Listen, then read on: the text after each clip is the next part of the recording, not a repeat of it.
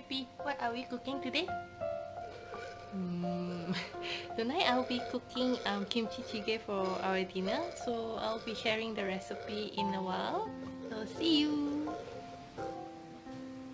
And here are the ingredients that we need to cook for our kimchi jjigae. It's pretty simple ingredients, so let's head over to the kitchen. I'm using an induction cooker, so I'll be cooking using a stainless steel pot and then dish it up into an earthenware bowl. If you're using a stove and you have earthenware bowl, you can directly cook using that. And in the pot, I'm adding in drizzles of sesame oil, and I make sure that the pot is coated with all the oil, so when I add in the chicken, it doesn't stick. And once the sesame oil heat up, I adding in my onions and my garlic. I have the recipe listed down in the description box below, so you can refer to that for a full recipe. Once you smell the fragrantful aroma of the garlic and onion, we are gonna add in our chicken.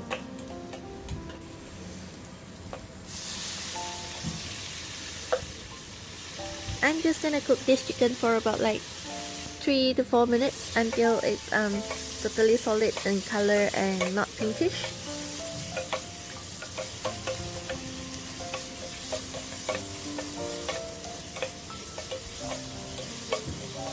I have this video fast forward about like 1.5 times faster, so it's not that my hand is cooking that fast. So once the chicken is cooked, add in the spring onion and kimchi.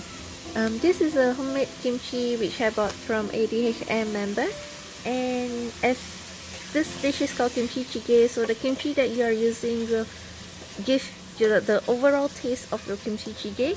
So make sure you got the kimchi that you love the most to cook this kimchi jjigae. We love it spicy, so I'm adding in about huge tablespoon of gochugaru. And for gochugaru, make sure you got the correct one, which is for the seasoning and not the one that used to make kimchi. So you can get this in Kmart and just ask the person around if you're not sure of it. Then I'm gonna add in water. I'm cooking this for 2 portions. It's gonna be like 2 bowls, because 1 bowl is just not enough to share. Each of us can finish this 1 bowl, like gonna lick the plate clean. You can see the color is so beautiful from the kimchi and the gochugaru. And once we added in all the water, we're gonna bring this to boil.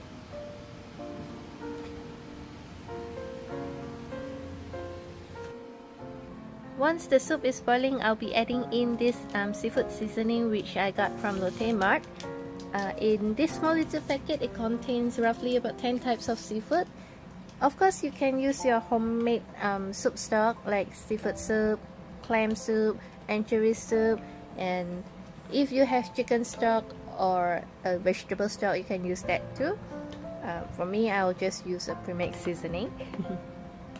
Then I'm gonna give the soup a taste and see if I need to adjust the taste to it or not. Maybe add some extra salt or sugar, but I think it's good enough, so not adding anything else.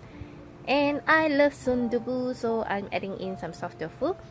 Normally you only get sundubu when you order sundubu jjigae. When you order kimchi jjigae, they don't come with sundubu, but I love mine with sundubu, so I'm adding it in.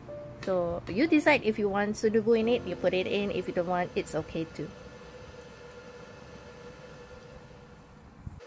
I have left the soup to boil for another 10 minutes, and at this point you can actually crack in 2 eggs. Then once it's cooked, you dish it up, but I prefer to scoop out my ingredients first, then only I cook the eggs. This is to ensure that each of our bowl will have 1 whole egg. And if you are cooking it using the earthenware, once it's done, just cracking the raw egg onto the soup, and by the time you serve it, the egg will be cooked already. And look at the beautiful colors of the kimchi jjigae. It's so mashisaya. my dinner is done. Then before I serve it, I garnish it with a little bit of spring onion, and also I sprinkle some toasted sesame seed on it. Enjoy your dinner, and if you like my video, please don't forget to subscribe and hit the likes button on it. Thank you. Bye.